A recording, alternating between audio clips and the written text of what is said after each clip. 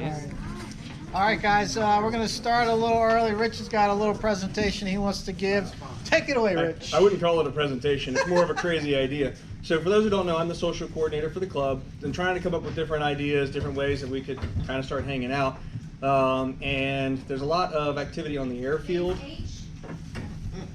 A lot of activity on the field lately with Anne Arundel County Public Schools. So started looking at kids and things like that. I mean, I have my kids. I'm sure that y'all, So anyway, Boy Scouts of America has a program called Venture Scouting or Exploring. It's aimed at an older age group, so 6th grade to 20-year-olds. It's not just kids, and it's also co-ed. But they have focus areas. One of them is aviation. For it to work, though, there has to be a sponsoring organization that can actually help them get access and things like that. So one of the things that I'd like to pitch to everybody is the possibility of actually sponsoring one of these organizations, a venture trip for aviation venture. It would allow local kids and everything else to come out, get out on the field, get hands on the airplanes. It covers a lot of the liability concerns. So they've got the Child Protection Service, not Child Protection Service, excuse me. Little bit misspoke. We're trying to avoid that one. That was a bad one. But the framework for the child safety training for all the adult members, it gives you all the different frameworks for that.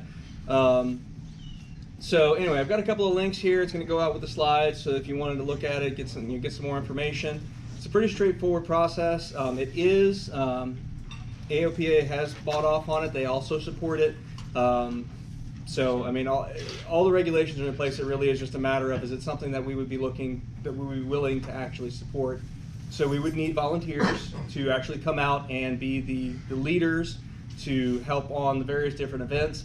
And ultimately, it would just be an excuse for us to get together for pretty much whatever we want, to talk about airplanes, have a barbecue, do whatever else, and maybe attract a few more members and whatever else. So that's really it. Not really a presentation, so Frank's overselling me here.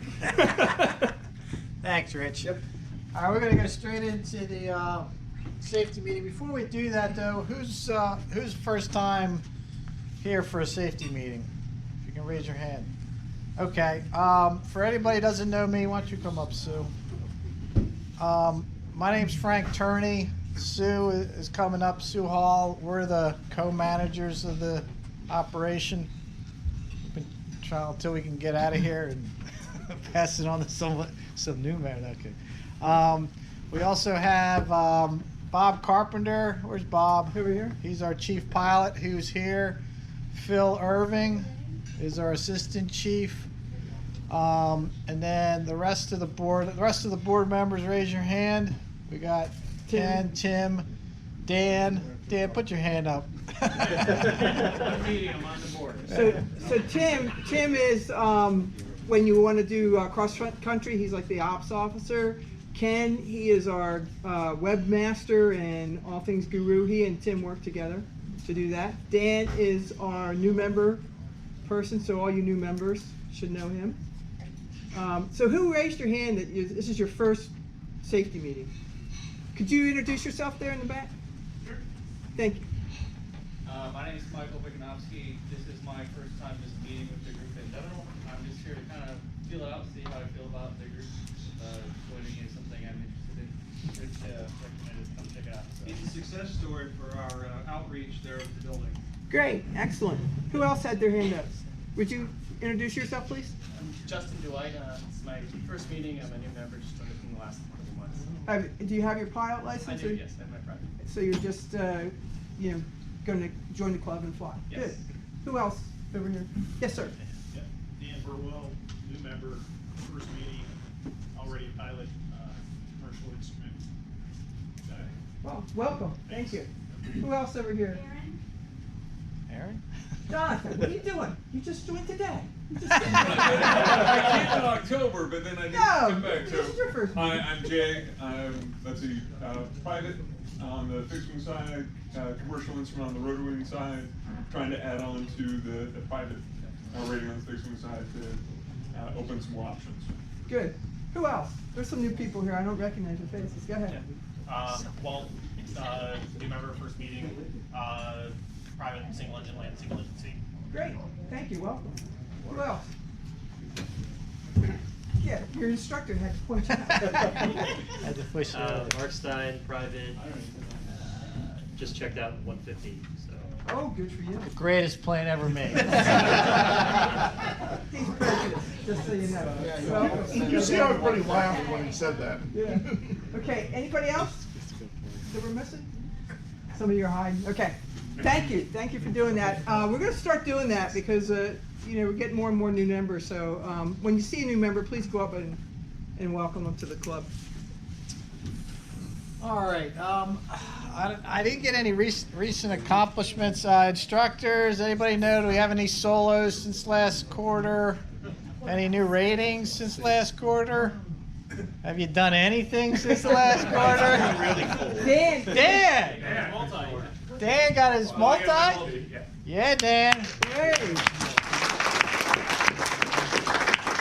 You're going for the CFI now, right, Dan? Yes.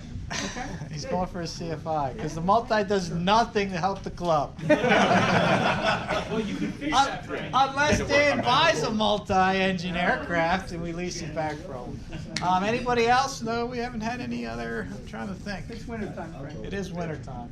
All right, so Brady's cheeseburger. Tonight we're gonna do we have to do our TSA security brief primarily for the instructors, but since you're all here, we're doing it for everybody. And then we have we'll get into the club business. We got some recent events, so we're gonna do the TSA portion right now. All right.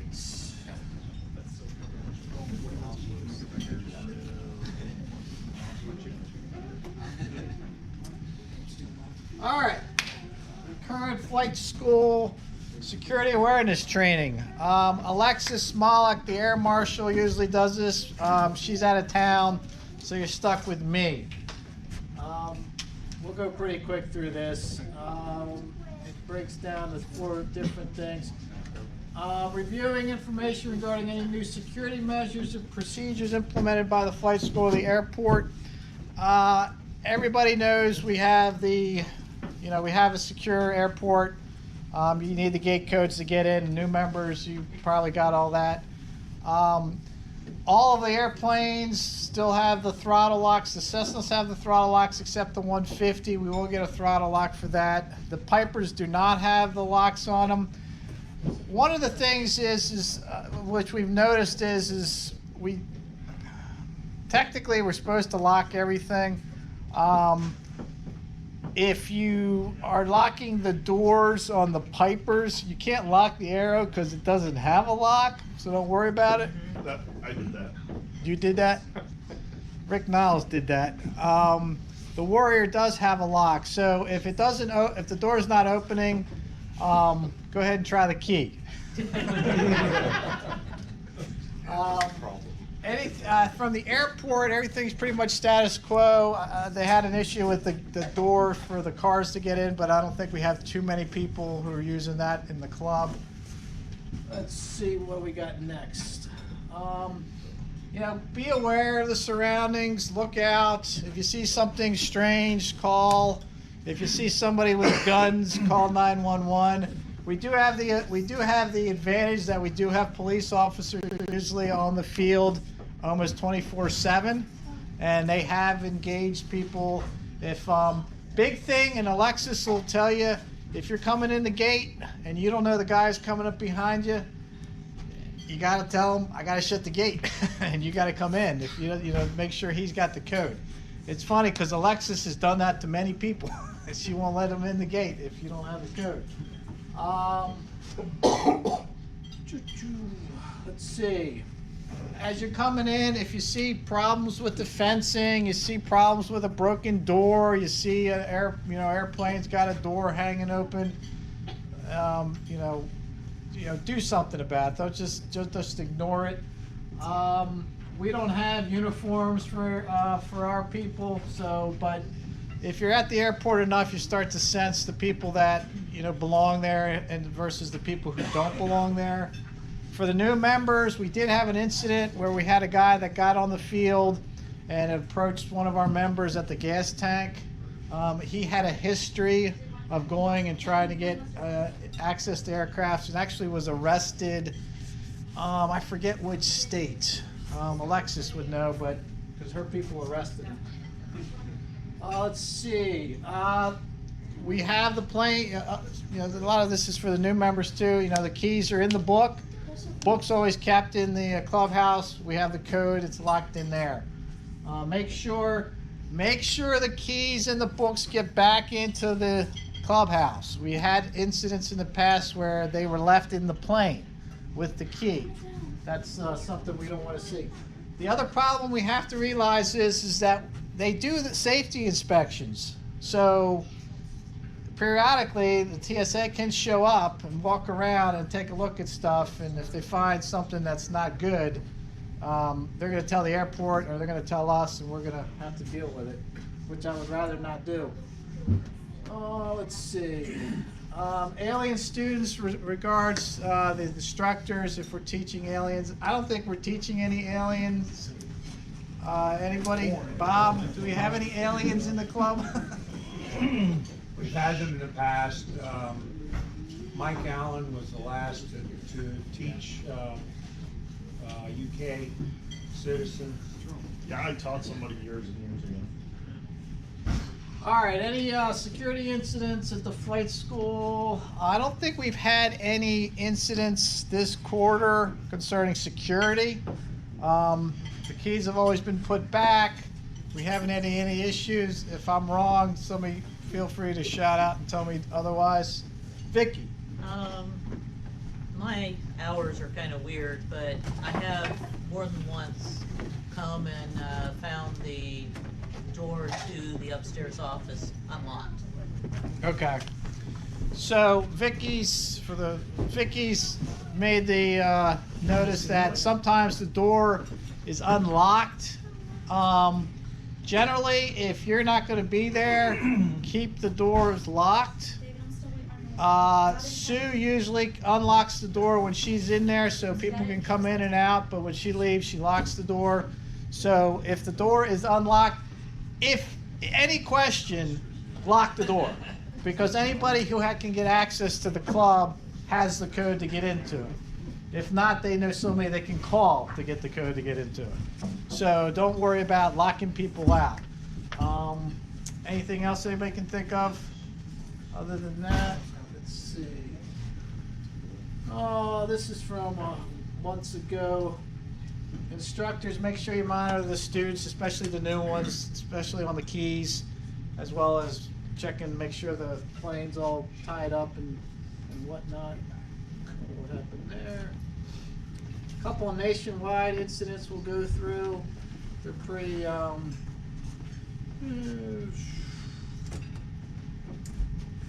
so when we have new students, one of the first lines of defense is the instructors.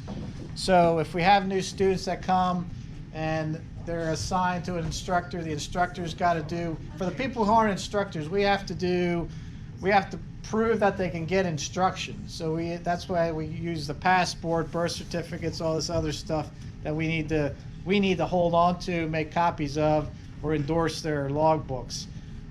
So that's one way that the FAA and TSA wants the security, is that is one level. The instructors are doing that. Let's see, unauthorized access to aircraft. We've kind of gone through that. Make sure, one of the things, it's a little different if you're going cross country and you're spending the night in another airport. So if you do that, you have to pay attention on what's going on. Some airports don't have the elaborate security that Tipton has. They don't have a fence. They don't have nothing. So if you go there, you gotta be aware of what's going on and what you need to do to try to secure the aircraft. I would lock the doors. I've gone to places where I make sure that everything's locked up, and I've gone to places I make sure I take all of my gear with me, because if you see a Lightspeed Zulu sitting in there, it's a good chance somebody might come along and steal it. So when you're elsewhere, be cognizant of where you are. You know, it might be safe at Tipton, or it might be safe at some of the other airports, but a lot of these smaller places, and less, less busy places or rural places, the security is a little less stringent. And you don't want to lose your iPad and your headset and all that. Here's just a couple of incidents. This is old though.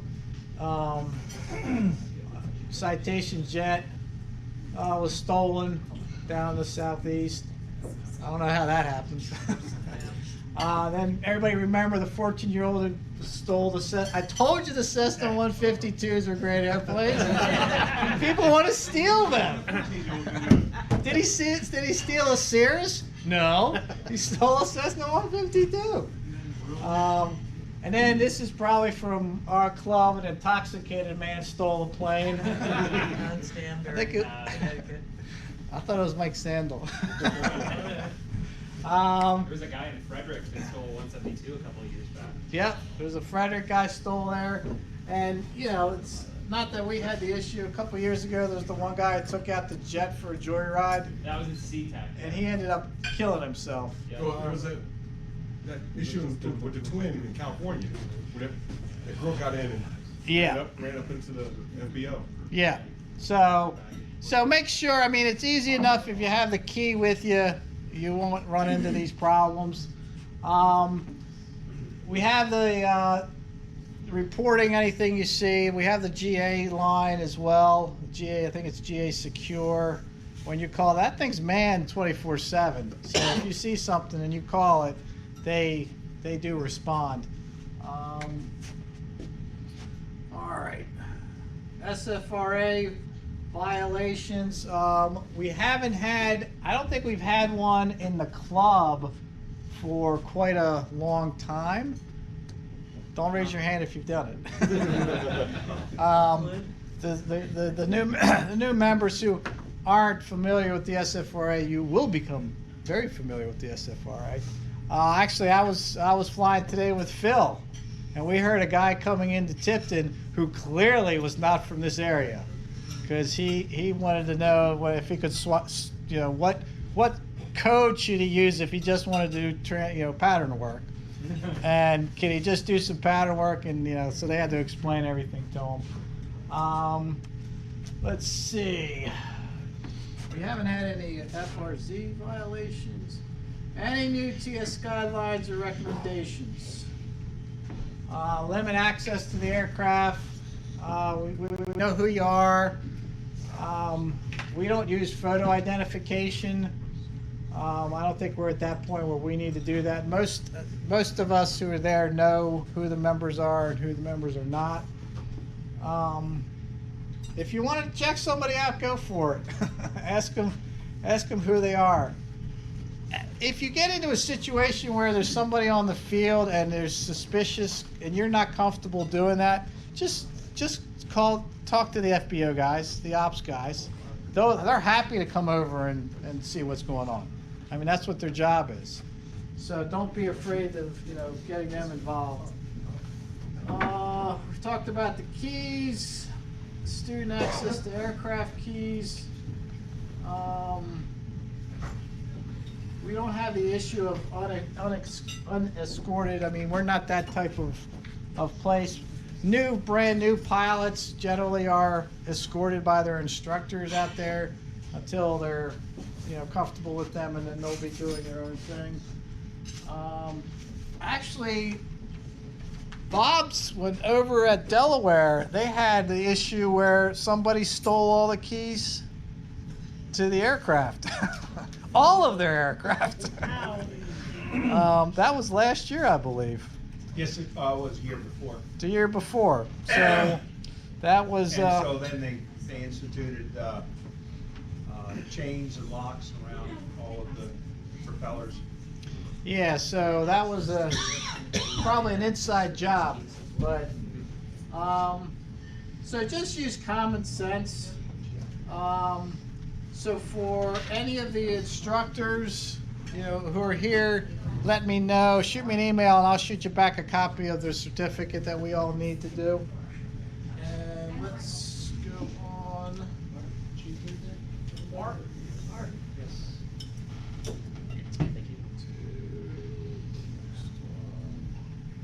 All right, recent issues. Kevin, where's Kevin? Right here. All right, Kevin, give Kevin a round of applause. 'Cause I like a man who does something and he's willing to stand up here and tell you what he did. So I would pass this around. By the way, I'm Kevin. I would pass this around, but it's kind of gross, so I won't do that. So on the morning of February 22nd, I went out to do a pre-flight on an aircraft, and it had been told the night before. And I was going to do a solo flight. It was going to be my first solo. By the way, I'm a student pilot. I got about 30 hours, a little bit more. I was going to do one of my first cross countries. I had done one cross country before, and I'd gone to Easton, but this time I was going to go to Martinsburg. And flight plan was all good. I showed up an hour before the flight, got my winds aloft, got my flight briefing. We're all good. We're all set. Go out to the airplane. I know it's cold outside. I've used the heater carts one time before, and I didn't have any issues. And one of the first mistakes I made is that I assumed that the dial was set correctly for the heat, and I did not check with my hand over top of that device to make sure that it was set correctly with the heat. And I set the cart up exactly the way I was instructed how to do it, with the exception of missing that step, and turned it on, set my watch. Okay, 10 minutes, I'm gonna go put my stuff in the plane. So I left that immediate area, went around to the pilot side of the aircraft, so aircraft left, and started putting my stuff in there. Where am I gonna put my chart? Put this here, okay, put my backpack back here, where's my water? Okay, and then I was like, what's that smell? I look up and there's smoke like coming out of the aircraft, and I'm like, oh God. So I cut out the side, and I look, and obviously this thing is, which I assumed could not possibly get that hot, because any other device I've ever worked with that was a heater cart didn't get that hot, but this thing got hot in a matter of like 2 to 3 minutes. And so I ripped the hoses out of the heater cart, or out of the aircraft, and the aircraft right plug came out. Aircraft left plug was that one. And it was bellowing some smoke, it's still kind of smoldering. And of course, me being me, if I see something that's on fire where it shouldn't be, my first reaction is, quick, stick your hand in it. So I gotta get it out of the aircraft. So I yanked it out and I pulled it out, and then I flung it out of just a reaction because I didn't want the aircraft to get damaged. And I ended up getting 2nd-degree burns on my hand, on my left hand. So that kind of scrubbed the rest of that flight. So I had to go seek, medical attention at that point and just kind of get bandaged up. So the moral of the story is, when Sue and Frank send these emails out, they really need you to take your time and read it. Don't skim through it, even though it says, hey, really take the time to do it, because we're all busy. We all have lives outside of flying, I'm sure, like some people do anyway. I do. I have to. I have a full-time job, unfortunately. And it's really easy to kind of skim over some of that stuff. Or if you're younger like me in the flying gig, then you kind of get fixated on the task of flying and not, you're so focused on oh, this is actually happening. Okay, I'm going to do this. And you're not still focusing on what's happening on the ground. So that's my story. I'm sticking to it. Yeah, don't do that. So these things get really, really hot, so pay attention, okay? You always check to see how hot they're getting, and that's all I have. Does anybody have any questions for me? What's up, sir? Does anybody know where the first aid kit? Oh yeah, that's a good question. Because I couldn't find it for him. Yeah, so I was... Do we have one? We may not have one in there. We should get a first aid kit. We will. Yeah. So yeah. Anybody else have any questions? I'd be happy to talk to you offline. Thank you for saving the plane. Oh, yeah, sure. Thanks, Kevin. There's a squawk on the Warrior. I don't know, I haven't flown it a little bit, but that says there's no fire extinguisher in it. Yes. Still true? True. That is still true, and we are ordering a fire extinguisher for that one, and probably the 150 as well. Yeah. An incident on the ground, don't be afraid to go into one of our other planes and get the fire extinguisher. There you go. Well, they're all locked. Well, the arrow is not locked. The arrow is not locked. Dave. How do you add fuel to the 150? It doesn't have that key to put the code. So last time I had to That's a good question. We'll we'll get to that. I've been talking to the airport. I need to go get a key for it. Last time I had to go all the way from one of the Cessnas that's Right. All right, before we get into that, I just wanted to comment on Kevin's thing. I appreciate you, Kevin, getting up here and talking about that. No problem, sorry about that. Dan McCarroll is going to make another YouTube video on the preheat ops and see. Hopefully by next winter we'll be done with these things and we'll be 100% with electric. We're still trying to sort that out. We will have all the planes ready for electric. Right now we have the Warrior, the 150, the 781 Fox, and I think maybe the Arrow, all are already hooked up for electric. So we only have 2 or 3 planes left, but we have to figure out how to get them the electricity to them, because the airport doesn't want us to run electric cords across that road. I don't see how that's ever gonna get solved. But. Well, I've been to places where they have the same problem. They just have these mats, and the cords go through these mats, and cars can drive right over them. I'm just trying to convince the airport that this is okay. so. Yeah. So, but we'll see. All right. Next, we're gonna have Sue Hall and myself. We're talking about her scofflawless, if that's a word. What does that mean? Illegality. She Okay. Frank and I went over to Bay Bridge to pick up 782 after it had some radio avionics work done to it. So I was flying 782 back, got in through the SFRA, everything was fine.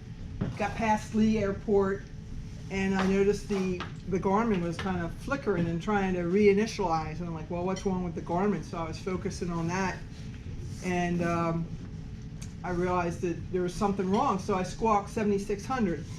Now, we talked to Silas about that tonight, because you're in the SFRA, so is it okay to go to 7600 and not use your dedicated squawk? And Potomac didn't get upset about it. Silas said it's better to squawk 7600 so they know you're having a problem. So I thought, well, they worked on the radio, so I was cycling the Garmin on and off to see if maybe that was the problem. And Senator by this time asked me if I was having a problem. I'm like, well, yeah. So I had squawked 7600. So then he started breaking up, but I could still hear Frank talking, and Frank said, hey, I'm with 782. And I went back and said, can I continue direct to Tipton, which is what I was filed to. So I didn't hear him come back on. Frank told me he had asked me to ident, but I didn't hear it, so he knew I couldn't hear him. And I just proceeded on to Tipton. And I noticed there were 2 people in the pattern. I said, well, Frank, in my mind, I hope you're talking to him, because I'm coming. So I watched one was taking off, and another one was on downwind. I'm like, okay, make a sharp right and get in between them. And my flaps worked. Everything worked fine. By this time, the transponder had gone out as well. But because it had been just over to Bay Bridge, and everything worked fine when I did the run up at the end of the runway, I wasn't looking for it to be an electrical problem. I thought the guy at Bay Bridge screwed up the radio and didn't fix it right. So I didn't even look to see what else was going on, and I should have. So lesson learned: don't just assume that the mechanic didn't do it right. Well, the mechanic didn't do it right, but that's later in the story we found that out. So I came in, the flaps worked, I did a landing, no problem, retracted the flaps, they worked, taxied over, got gas. And so I called, because I knew there was a problem, the number we call when we're in the pattern and we want to close the pattern. So I called them, I said, hey, this is 782, I'm back on the ground at Tipton. They said, you okay? And I'm like, yeah, everything's fine. I said, do you want me to do anything else? And they were like, no, as long as you're fine, we're good. Okay, so that was amazing. So I refueled the airplane, get back in, nothing, just nothing, it was dead. So Frank had gone and parked, and I'm like, Frank, I'm not throwing this thing 3 rows down. So Frank came down and helped me. And then we filed, what's the name of that form? We filed the NASA. Filed the NASA report.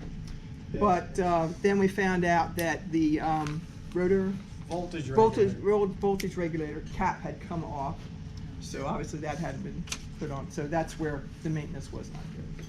But so the moral of the story is do squawk 7600 even if you're in the SFRA having problems, and then do call Potomac when you get down. Yeah, I was just gonna add on with what's Silas, by the way. So what Sue is saying is correct. Squawk 7600.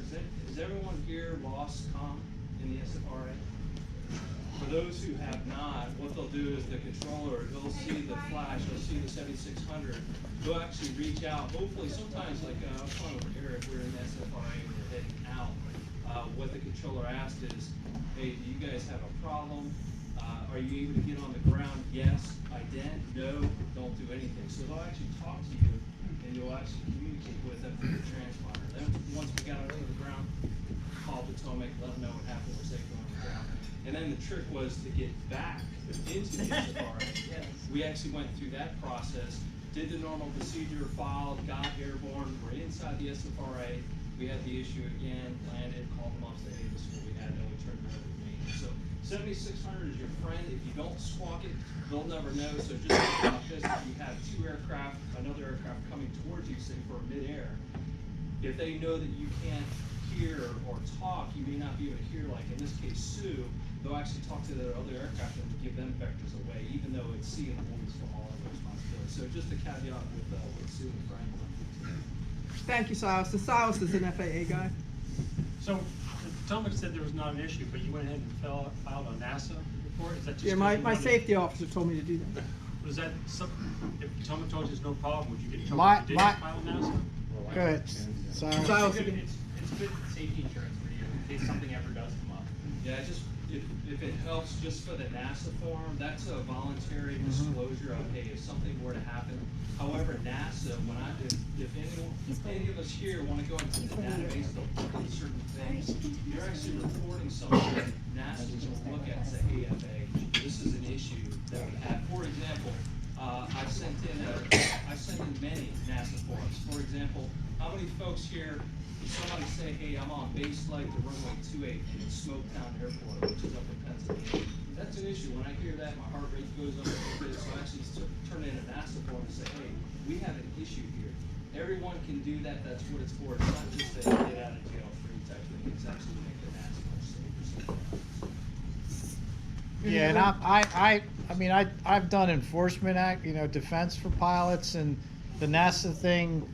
It is great for the safety aspect, but one of the reasons that they want you to do it is because they need the data, and we get the benefit of if there is an enforcement action, you don't get penalized.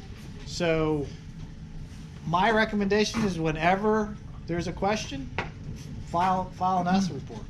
It doesn't hurt, and it's data that they can get and use. And if just because Potomac necessarily says there's no problem does not necessarily mean there could not be an enforcement action down the road.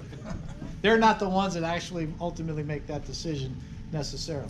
So, so a couple other things on this. One of the things we kind of made a couple of mistakes. One of the mistakes was we should have taken the handheld with us. We're going to pick up a plane and had avionics work, and we didn't take the handheld with us. We actually talked about taking the handheld with us, but we did. I had my handheld and I didn't give it to her. So I had it. I was ready to go if the Cessna 150 lost its electrical, but since it's the greatest plane in the world, it doesn't happen. And like Silas said, exactly what he said is what happened. They were asking Sue, hey, if you can hear me, hit the ident. And she couldn't hear him. And then that's when I got into it and talked to him.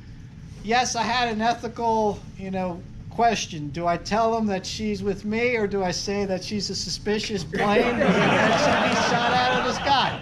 You didn't run the club by yourself. So. Yeah, but I wasn't going to be dealing with all of you without Sue. So I said, she's good. Don't shoot her out. Yeah. And it was good because actually Potomac, if they can't communicate you, they will ask another plane to try to reach you, which is what they did with me. They said, can you try to reach her? Which I did. She couldn't hear me. They actually tried with another plane as well, and they couldn't work.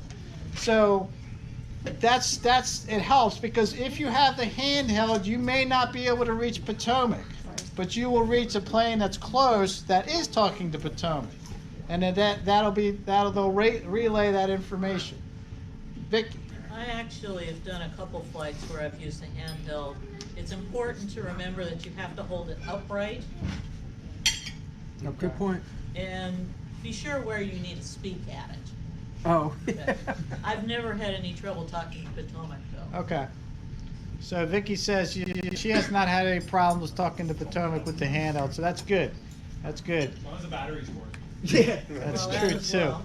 The other thing is I did announce for Sue when she came into the pattern at Tipton, so everybody was aware that she was without radio. So that helped, because everybody was aware and they were, watching out for her. And it worked out well at the end of the day. Okay, what else do we have? So the last thing up there is separation visually versus ADS-B. So this happened to me and a student on Saturday. We took off in the 150 and we were upwind making the left crosswind on 28, and we announced, we're making the left, when we get another call, guy at Tipton saying he's on crosswind 28, which made me very nervous. So I called him back and said, exactly where are you, and on the crosswind, and he comes back and says, don't you have ADS-B? And I was like, well, I do, but I don't see on my box. And he assumed that I had ADS-B in, which not everybody has. And then he was behind me. It wasn't an issue, but old school, let's be visual. We're looking for planes. In this, we're supposed to have ADS-B, but we have flown with waivers, our own planes with waivers. So there's planes flying without ADS-B. So even if you're relying on the box for traffic, you may not pick up everything, so you got to keep your eyeballs outside. Vicky. Also, ADS-B has limitations as to how low that airplane that you're receiving the ADS-B signal from. They will actually disappear off your screen if you watch them, okay? So don't assume that everybody out there is someone you can see. It's a good point. Yes, And while they're still doing enforcement, I've had at least twice where there's somebody in the SFRA that does not show up on the screen, so. Yeah. Yeah, we had that just on Saturday, so. So just make sure you're not relying on it 100%. Mike Allen. I remind everybody that people in Piper Cubs are exempted from ADS-B just as much as they're exempted from the transponder. Therefore, I am perfectly entitled to fly a half a mile outside the SFRA in my Piper Cub. You won't see me at all unless you look out the window. So that was Mike Allen for the video, saying that his Piper Cub is exempt from the ADS-B, so you're not going to see him on the box. And you want to see Mike Allen because exactly. Any questions on any of that? All right. Club updates and status. Financially, we're doing fine. We have money. We're trying to spend it on the airplanes. It's sometimes hard to find somebody to spend it on. We'll get into that. We'll get into the specific airplanes in a minute. Stay on top of your currency, please. Actually, we've been getting a lot of emails on that. I guess the last quarter, especially weekends is bad. Sue is smarter than I am, so she did not give you guys her cell phone. I don't know why I did, but weekends are bad if you're trying to get something done. Administratively, tie down the planes well, check the doors. We're having the issue with knots. We're going to go 100% with the cinch systems on all the tie downs, so we don't have to worry about your knot tying abilities, unless you go to another airport that just has ropes. Make sure you got the tack and hobs put in.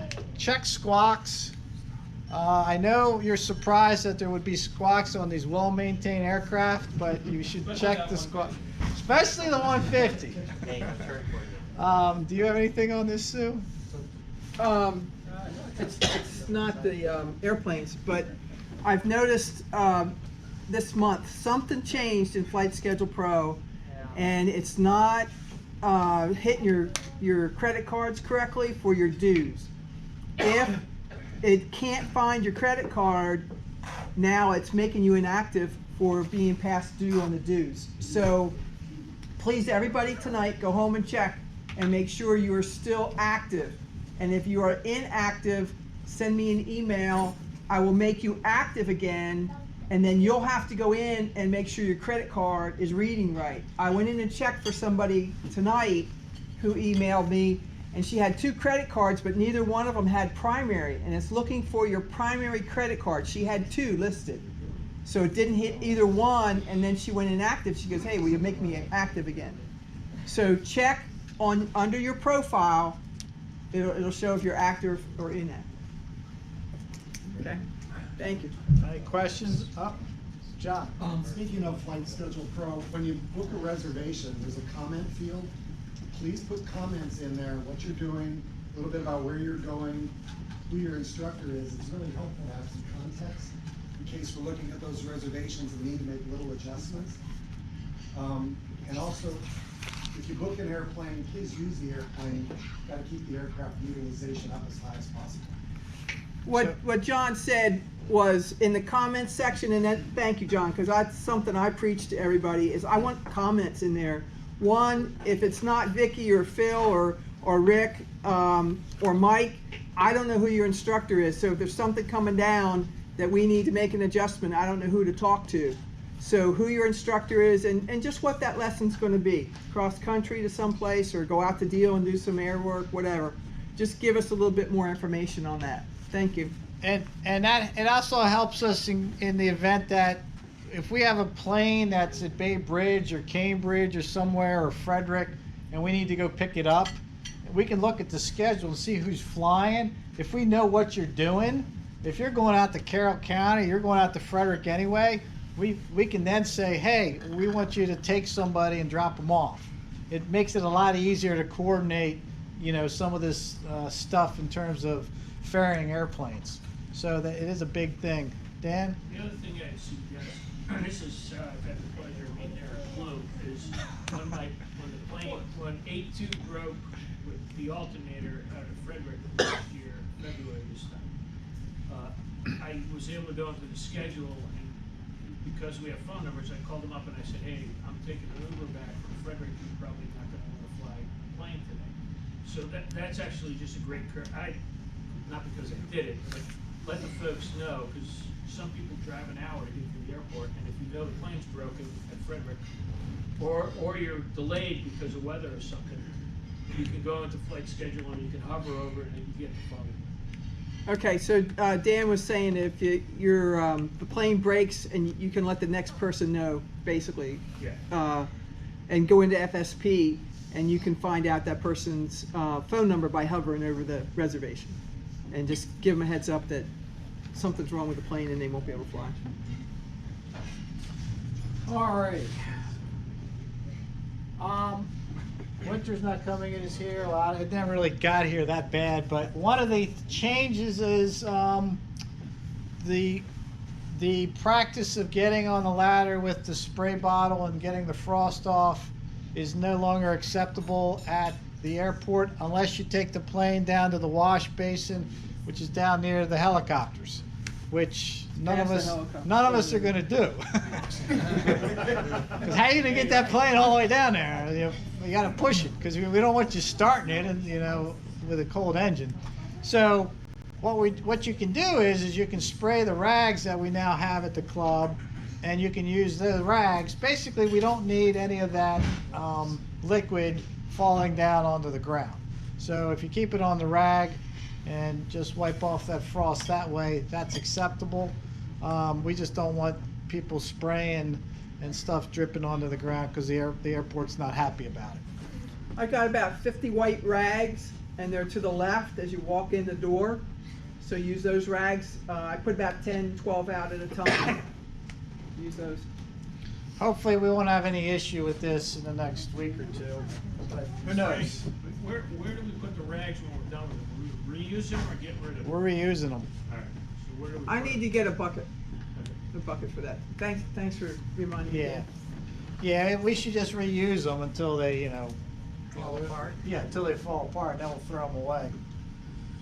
All right, what else we got? Accidents. We had a couple accidents recently. Just wanted to go off. Freeway airport accident. Mooney went off the end of the runway into Route 50 and struck a car. They aborted takeoff on a 20-foot runway. We talked about this briefly last time. Generally, you want to make a decision when you want to abort the takeoff run. If you're at, I think one of the assignments I gave you for this was that. So, you need to make a decision on the abort point. If you're not at 70% of takeoff speed by halfway point, something might be wrong, and it's now time to make that decision to abort the takeoff. Be prepared to abort. Engine's not working. There's a deer in there. The tire goes flat. You didn't take off the yoke lock. That's a big, that's a big deal.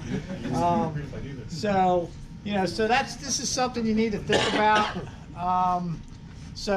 Unfortunately, freeway's most likely going to close the airport.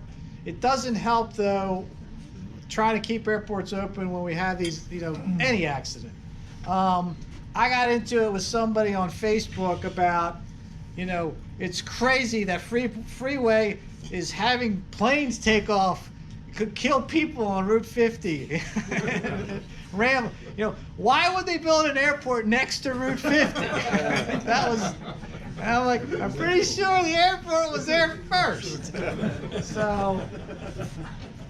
We also had two other accidents. You may have known, most of us probably know about the Ford Meade Cicada lost power and went into the trees. Actually did a pretty good job. I hung there for about 2 weeks. Yep. A lot of lift. A lot of lift in there. And then in College Park, I don't know, this one kind of went under the radar. A Mooney landed and couldn't get down before running off the runway. Who's flown a Mooney in here? They're slippery, aren't they? They're quick airplanes, they're fast airplanes, but they are slippery. College Park's runway is not the longest runway in the world. About 2,500. Yeah, it's 2,500 feet. I think the guy who was the pilot was a congressman. Probably true. So he can't run the country and he can't fly a Mooney.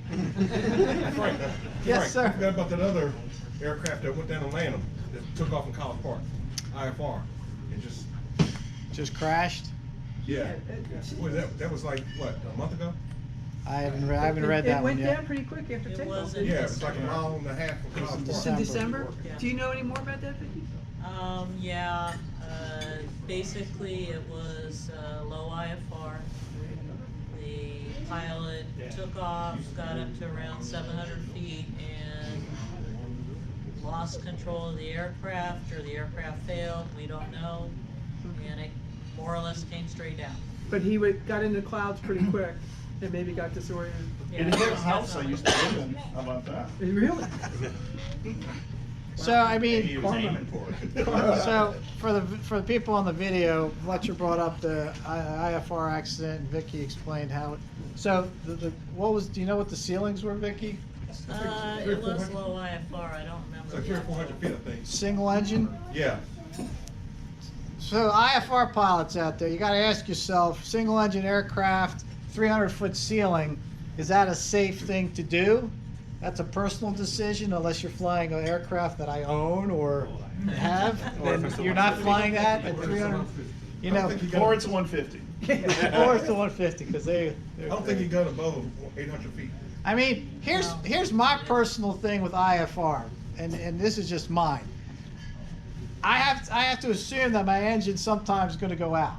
How much altitude do I need so I can see? if I'm at a 300-foot ceiling and I come out at 300 feet, I don't think I got many options. So I generally don't fly IMC unless the ceiling is a minimum of 1,000 feet. For me, it needs to be at least well above the minimum to come back. Yeah, and that's the other thing. It's got to be above the minimums to get back into that airport. So that's just a question that has to be asked for personal minimums. Alrighty. All right, plane status. We'll go through all the planes. The Arrow. We're trying to get it down to Shenandoah for the G5 install, which will fix the HSI problem. We're not going to spend $4,000 to replace that HSI. It doesn't make sense to do it if we're going to spend $10,000 or $15,000 to put in the G5s. So I know it's frustrating, but that's just a decision that we've made on that. Will the autopilot work after that? We're going to try to get the autopilot fixed as well while it's down there, and hopefully get all the avionics working in the Arrow. 781 engine is in. It's still in break-in status. Who's been flying it? Is it flying all right? Yeah, Kevin? it's got tons of power. Okay. I was not expecting how much power. Are we gonna get a discount on that? A discount on the, I don't know, we'll talk about it. Did we give you a discount last time? Yes. Sometimes we do. Sometimes you do. Everybody will It get a takes too long discount to except for break it in. Fletcher. It takes too long to break it. Yeah, we might. I think we gave a discount on the Arrow.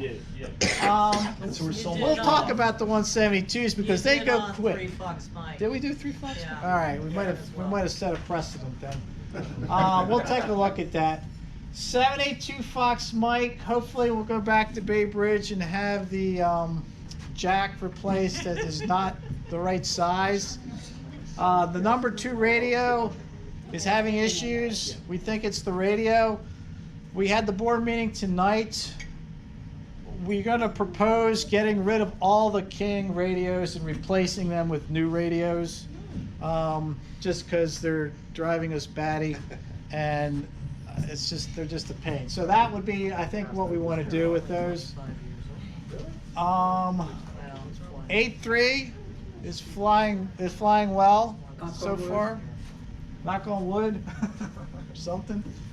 The greatest plane in the fleet, 669er Sierra. It has the best avionics panel in the club. It's got a Garmin 430. It's got the Apollo. It's actually a SL30, and it's got a Garmin 345 transponder. But the turn coordinator is inoperative.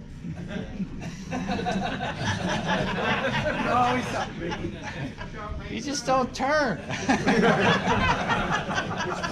If you can fly the 150, it's a good plane to fly. It's cheaper to fly. I love this little plane. It's a good plane. Our second 150 is at Shenandoah, getting the same upgrade as this one. So when that one's done, I don't know which one we'll keep, but we'll keep at least one of them. It'll just depend on which one I think is better, and we'll try to take that one. The Warrior's been a little bit of a problem. We're having the engine looked at. We had a pilot take off, lost RPM on climb out. Didn't lose the engine, but he lost RPM. And we've had some backfiring issues with it. So it's on the schedule to be looked at by the mechanic. Any questions on any of this? Dan? Which ones is 8.2 down, or it just needs? No, Oh. everything's up except for the Warrior at the moment. Yeah, on E2 you just have to plug into the back seat for the radio. Yeah. If you're on the passenger side. If you're on the passenger side, you plug in on the back side. And then you can use the hand mic if you absolutely have. Yeah. And just don't turn your head too quick, because I did that. Because like there's not a Pump lot of yourself cable. up, yeah. All right. Let's see what else. This is for the new members, this is basically our advisory board and staff. Who are we Ron missing? Roth, it's Tim Woods. It's now. Tim Woods now. Sorry, Tim. I keep screwing you up at the safety meeting. So, any questions concerning anything so far? Yes, John. I saw in one of your slides about deer. Yes. And Tipton has a deer problem. And they reported they're gonna try and bring out the deer removal squad or whatever they have. So in the last month, they've had 4 night flights. And on Hey, all- listen up, everybody. In the last month, they've had 4 night flights. And on every single one of those flights on landing, deer have run in front of me. At one point, I kind of even did the old wincing because when 2 went by, I thought maybe 4 or 5 were coming behind them. So now I'm thinking when I take off and land at night, I'm gonna take off, use a short, soft field takeoff technique so I can pop up off the ground, get above where deer would be. And then on my landings, I'm gonna make short field landings so I can stop and get off that runway rather than You can do a low losing approach on down there. over the runway to scare them first. So that's another technique, but really watch out at night. It's been okay. So if you but get a we do deer, have you get to problem. take it home. Thanks, Okay, John. what John was saying is, he's seen deer on the runway, and he's had 4 night flights within the last month, and he's seen deer every night that he's flown, and they've run across the runway as he's landing. So he's gonna do soft field takeoffs and land so they can land quickly and stop and get off the runway. Another thing was suggested that you can do a low approach to try and scare them first. If you're flying at night and you have passengers with you, tell your passengers to be looking out for deer. I actually came in the Cessna 152 back when we had the 152, and my wife was sitting there, and I told her, I said, keep your eye out for deer. And as we're going into the flare, there's like 6 deer running across, and she starts screaming, deer, deer, deer. She wasn't talking about you, was she? Yeah, she wasn't talking about, and she never calls me deer. So I actually went around and actually went over top of them as they ran underneath the aircraft. Yeah, I definitely would have hit them if she hadn't have called them out to me. So, use all resources in the cockpit if you can. Any other questions? I think that might be it for, we have homework. Oh, volunteers. Good thing. Just to put a seed in your head, we are trying to figure out logistically what to do with the club in terms of all the stuff that needs to operate and be done. And we do have volunteers that are working, and thank you for those volunteers. If we get to the point where the board is considering maybe making some sort of mandatory hours to be worked by members, we're not there yet, but we're sort of talking about it, just to give you a heads up. We're trying to think, a lot of people helping makes the work smaller, so we will let you know about that. Once it gets warm again, we'll probably set up another cleaning session for the planes to get them cleaned down at the wash basin. I'm trying to remember, I think Larry Neff did that with, I think Eric, Adele. So we'll probably set that up again once the temperature is a little better. Dave? Why we cannot make it mandatory for pilots when they finish their flights is to clean their thing? It's just simple rag and just go over the wings and. We could. That's something we could discuss. That's what Terry does in One World Aero. Yeah. He just has everybody wipe it down real quick. Same thing in the glider club when you finish flying. My fear is if you wipe too hard, you'll break some. There's not much. The wing will come off. That's a good idea, Dave. We'll talk to you about it. David's idea was for everybody to wipe down the planes after they fly. Water and In the rag. summertime, that's not gonna work, because the bugs are gonna be dry. Yeah. If It's you not. wait It's too long, then they dry and it's Right. gonna be very hard to remove them. Right. Eric? So if we do the youth program, can we use child labor? Absolutely. Yes. We can make this happen. Weekly meeting of Wash the Plains. But that also carries over to the clubhouse. Sometimes I walk in and the chairs are all back, the table's all a mess. When you walk out, clean up the club. Okay? Thank you. All right, this is the assignment for the next quarter. One of them is a accident case study from AOPA. It's about a Cirrus coming into a busy airport with some jet traffic. Okay. And then the second one is a hot start. You guys can pick which one you want. It's going to get warm again. And this is a good YouTube video on hot start the aircraft. The hardest plane to start hot is Arrow. the Arrow. If you know what you're doing, It's easy. it's easy.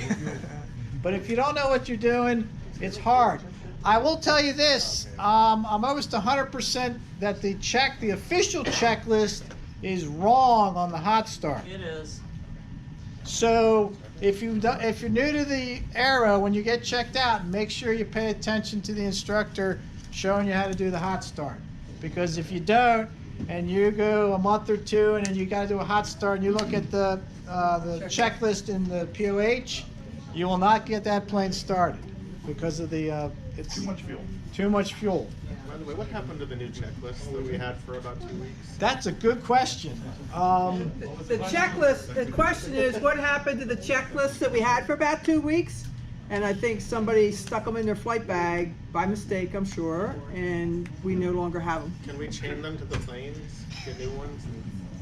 Well, here's the situation with the checklist. Actually, Frank Kennedy wants us to send down the checklist. They're going to have them all laminated for us again, and then we're going to have them until they're stolen again.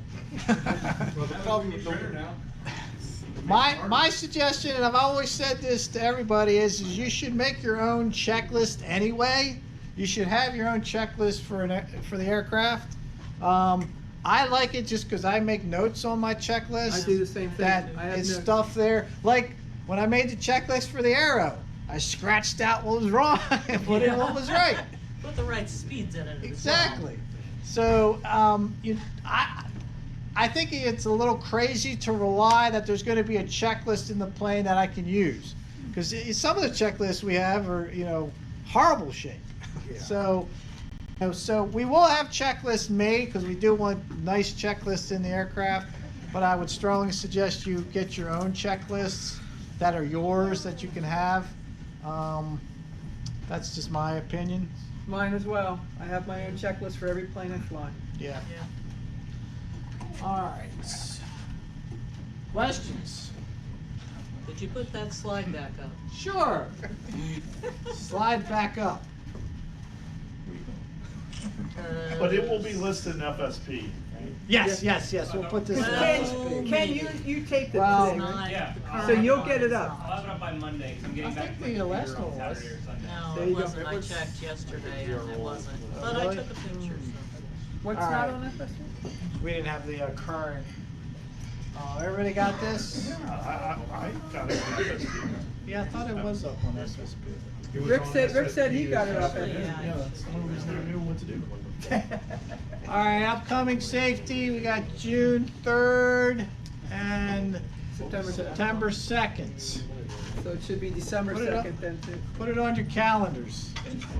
Should be December, usually it's December 2nd. Okay. Who's got a calendar? Is it the first Wednesday of the quarter? First Wednesday of December. And Is that the second? to approximately. We're so far away. Yes. New members pay the bill, right? New members pay the bill. Yes, Talk Fletcher. about getting twin up there? So Fletcher's asked about whether we're gonna get a twin. Not here, but at Annapolis. Oh, really? The NAFC has a second twin. It is down at Shenandoah. The reason he can't fix my Arrow is because he's fixing their twin. They had Aspens put in. I don't think it's beyond, that if we decide that we want a twin, that something could be worked out with NAFC. We'd have to have the demand for it. So I don't know how many people have their multi-engine rating. How many want to get the multi? Get it or have it? Come on. Want to get it? We have to raise both, yes. Get the plane or get the rating? Get the rating. Okay. How many want to get it that don't have the rating? Yeah. Yes, sir. That's quite a few. So I think I'm not opposed to getting the twin at the club. I mean, and I don't think it's unreasonable that it's an option to have to do. But obviously not until they get their second one back. Do we have a spot for it? Not now. Not now, but we can get them. But if you want, excuse me, if you want to get the multi, you can go down to NAFC to do it. We are totally reciprocal. So that's why the dues are the same and the airplane rentals are the same for the flight planes. So if you want to get your multi, you can go down to NFC right now and get it. Can we use our instructors for that, or does that No. instructors? It has to be an Just NFA instructor. be checked out as NAFC. Yeah, because they're a 141 school. Oh. No, they want you to know their procedures. Well, they're, yeah. Any other questions? Complaints? Don't ask that. All right, thanks for coming out.